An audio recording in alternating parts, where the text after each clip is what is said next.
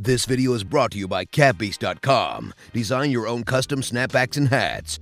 Ooh, new sponsor. So you guys have seen it now. Go check out catbeast.com. They got some pretty awesome stuff over there. You can design your own hats and snapbacks and everything like that. And you can get 10% off on your orders if you follow the link in the description and use the code. All of the details will be down below, so definitely worth checking out. But anyway, we're going to jump in and take a look at the top 5 Forge weapons, that's the Infinite Forge on Mercury, that you can pick up inside of the Curse of Osiris expansion. So there have been some mixed opinions about these weapons. Some of them have come across as being pretty lackluster, but there are actually a handful which are pretty nice. So I wanted to point those out in this video. Of course, there may be some that aren't on this list. So as always, let me know your thoughts in the comment section, guys. For some of the weapons in this video, I did use some friends' accounts. So thanks a lot to Easy for letting me try his weapons out. And also to T-Mal, I really appreciate you guys letting me try these things. So up first, we have the Traveler's Judgment 5. This comes from verse 5. Obviously, the numbers in the titles correlate directly to which verse they come from. This sidearm is really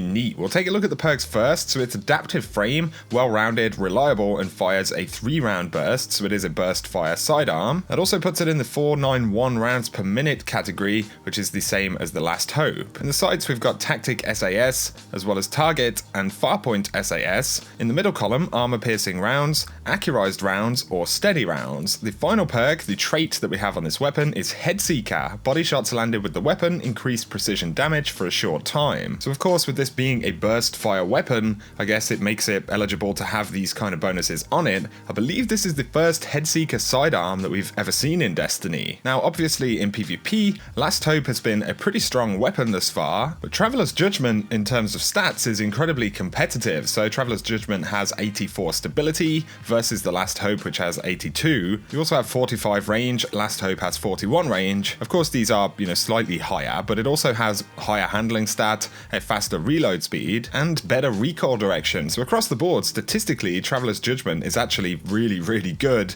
technically better than the Last Hope. Of course, it does have its own unique kind of handling element, the weapon model itself, so it's not exactly the same weapon, but I can say inside of PvP, it is an absolute monster. It's a really solid sidearm. Obviously, you got to control that recoil, make sure you're landing your shots and everything, but you will absolutely tear players down inside of the Crucible. Interestingly, the Headseeker perk doesn't actually proc on the UI, but in terms of damage, in the Crucible, you're going to see literally a bump from 26 critical damage to 27, so it's not an absolute ton of damage. Anything more than that would be pretty ridiculous, but nonetheless, it's a very good perk to have on this thing. The Last Hope archetype did receive a minor nerf inside of the December update, but they are still very potent, very good sidearms, especially in PvP, and Traveler's Judgment, man, it's just a monster. You've got to try it. Of course, the other bonus for this weapon is that Headseeker is going to be really nice in PvE content as well. So all around, Traveler's Judgment, I would say, is absolutely one of the best weapons you can pick up from the Forge,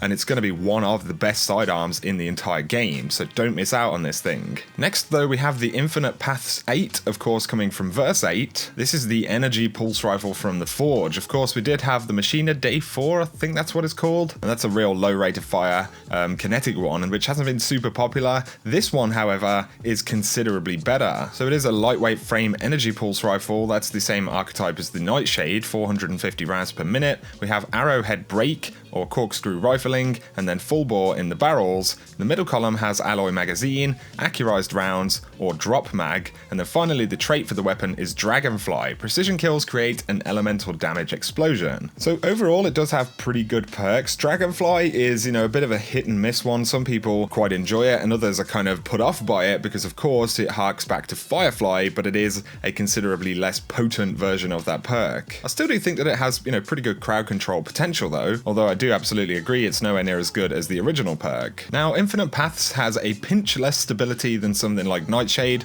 also a little bit less range, although Infinite Paths does have higher handling and reload speeds. On top of this, it does have higher aim assist, which is also nice, and I'd really put this alongside the Nightshade as being, the best in class as far as these pulse rifles go. For me though, Infinite Paths would indeed might be a better PvE variant simply because you have Dragonfly there. You know, even though it's not absolutely fantastic, to me, I think it's a more interesting bonus than Kill Clip a lot of the time, you know, because it potentially works on all kills as opposed to after you've reloaded. I would, however, say that it's kind of the other way around in PvP content. I prefer to have Kill Clip. What you end up with, though, with this particular weapon, in my opinion, is one of the better pulse rifles you can use in PvE content. We also saw the Heart of Time from FWC, which came with Dragonfly, but that was, of course, in a lower impact variety of pulse rifle, and I think this is, you know, a really good place to be in PvE content, this 27 impact and 450 rate of fire kind of class. In the Crucible, though, I will say that this is a very consistent pulse rifle. Of course, these things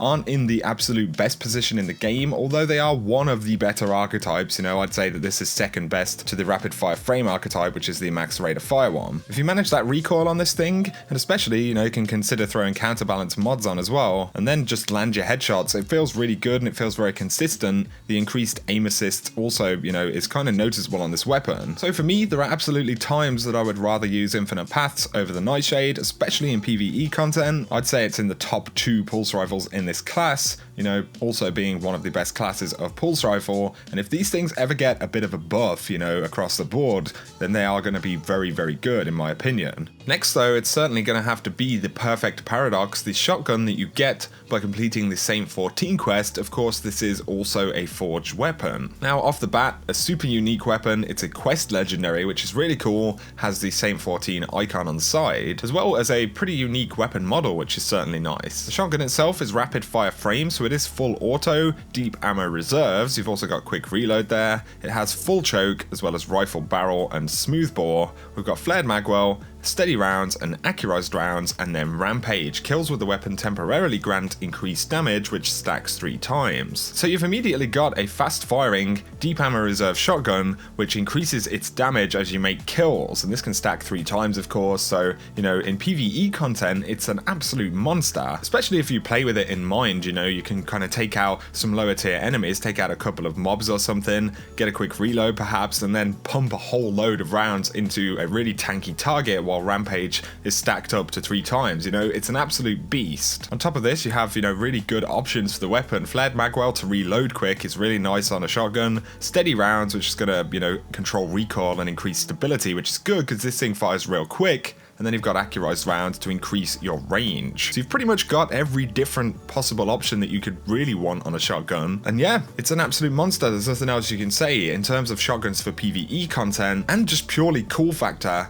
This thing is an absolute monster. Grind those forge weapons, go do that quest, man. It's a beast. Next though, I wanted to point out the SMGs that you can get from the forge. I'm actually going to take a look at both of them. So we have the Soul Pariah 6. This is the energy SMG from the forge. It's 900 rounds per minute, so that makes it the lightweight frame class. We've got arrowhead break, chambered compensator, and small bore. In the middle column, flared magwell, phase magazine or ricochet rounds, and finally grave robber. Melee kills reload a portion of the magazine. I really like having phase magazine. That will increase damage while lowering the rate of fire, so it actually changes it from a 900 round per minute to the same archetype as the anti-OP, and that is a very competitive archetype inside of PvP. One of the things I find really fun about this weapon though is having grave robber. You know, if you play really aggressively, whether it's PvE or PvP, you can kind of push up, you know, fire the SMG, get plenty of melee kills, and then of course the melee kills will reload a portion of the mag. So for me, it's just really fun playing with the weapon in that way, and I'd say that it's absolutely one you should try versus the other SMGs in this class. Also, having the phase magazine option does make this a more appealing SMG, but we also have the Conqueror 2 SMG, and this is another 900 round per minute weapon, so they are actually the same archetype. This one's kinetic though. It comes with hammer forged rifling, polygonal rifling, and fluted barrel. We have steady rounds, extended mag, tactical mag, and then the trait is kill clip. Reloading after a kill grants increased damage. Now, if I'm correct, this is the only kill clip SMG in this particular archetype, 900 rounds per minute. Of course, anti-OPD also comes with kill clip, but of course, it does make this a pretty unique SMG in its class. If you run this with a kinetic mod or 2, it's actually going to be pretty stable for a 900 round per minute SMG. In PvP, it will absolutely shred as well. So all around, you know, you get something pretty unique with this SMG. Personally, I'd hold on to both SMGs from the Forge. Each of them has, you know, something different you won't get very easily elsewhere, at least. The next weapon I'd look at though would be the Null Calamity 9. This is the auto rifle from the set. It is an energy auto rifle and it's adaptive frame, so it's 600 rounds per minute, just like the Scathelock.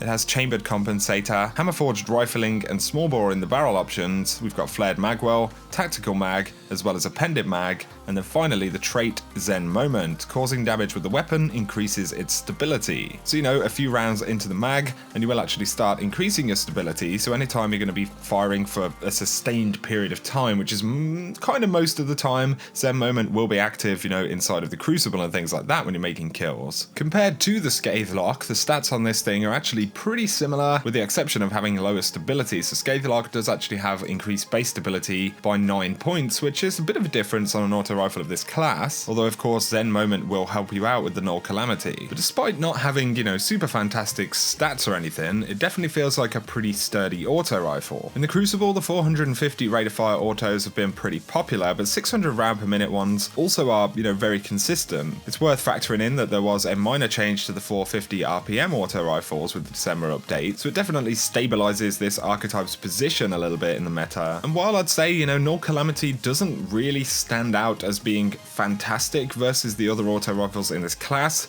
it certainly doesn't fall off the radar either. So it's not the most exciting weapon in the world, but it can definitely sit in a list with the other popular weapons in this class without, you know, being completely destroyed by them. For me though, the Traveler's Judgment 5 as well as the Infinite Paths 8 both are fantastic weapons. You then have two very good SMGs in my opinion, and I think the auto rifle has a lot of cool factor, and Zen Moment is a pretty nice bonus. So that is going to sum up this video, guys. Let me know your thoughts on these weapons, any that you've really been enjoying using. As I've mentioned, this is just my opinion, so you guys may feel differently. Definitely let me know in the comment section. But if you've enjoyed the video, a like is very much appreciated. If you're new to the channel, feel free to hit subscribe if you want to see more Destiny 2 content. For now though, I hope you have an awesome day.